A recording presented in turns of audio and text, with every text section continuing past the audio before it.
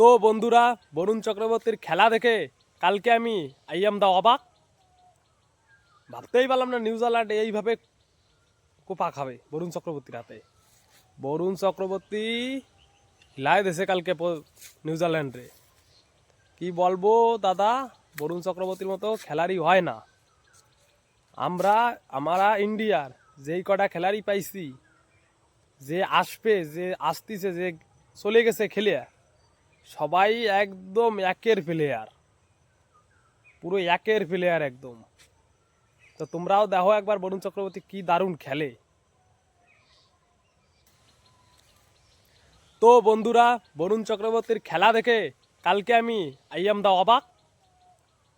ভাবতেই পারলাম না নিউজিল্যান্ড এইভাবে কোপা খাবে বরুণ চক্রবর্তীর হাতে।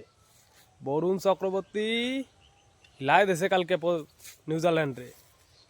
কি বলবো দাদা, বরুণ চক্রবর্তীর মতো খেলারই হয় না।